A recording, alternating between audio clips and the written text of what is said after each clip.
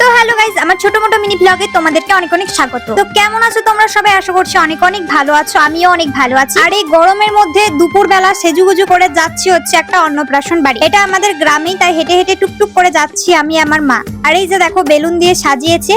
আমরা যাওয়ার পরে একদম খেতে বসে গেছিলাম, কারণ আমার কাকিমারা আগে গেছিল, দিয়ে জায়গা রেখেছিল আমাদের জন্য, আর ওই সিটটা থেকে উঠেছে আর আমরা তারপরে বসে গেছি। আর এখন ভোজঘরের লাস্টে যেতে আমার ভয় লাগে, কারণ বুঝতেই পারছো প্রথম বেঁচে বসেছো তো ভালো, আর নালে সে সবাই সিট রেখে দেবে, কার জায়গা পাবে না, সেই লাস্টে খেতে হবে। আর তারপরে এই যে ভোজঘরে মিষ্টি, অনেক জায়গায় আমাকে একটি করে মিষ্টি দিন, এখন আমাকে ছোট বাচ্চা ভাবে, কি জানে বাবা, আমি এত বড় তাও চোখে দেখতেই পাই না। আর এই যে শেষের চাটনি আর পাপড় মিক্স করে খাওয়াটা আমার এত ভালো লাগে। এরকম করে কারা কারা খাও কমেন্ট করে অবশ্যই জানাবে, আর বলবে আবার যে কার অন্নপ্রাশন ছিল ওকে দেখালে, তো ওকে আমি নিতে পারি না, আমি অনেকটা লেটে গেছিলাম, আর তখন বাচ্চা মানুষ ড্রেস খুলে দিনছে, এত গরমে কি পরে থাকতে পারবে। আর খাওয়ার শেষে একটা করে আইসক্রিম দিয়ে দিয়েছিল, এই গরমে আইসক্রিমটাই চাই। আজকের মতো এটুকুই, তোমরা সবাই ভালো থেকো, টাটা, দেখা হচ্ছে নেক্সট ব্লগে।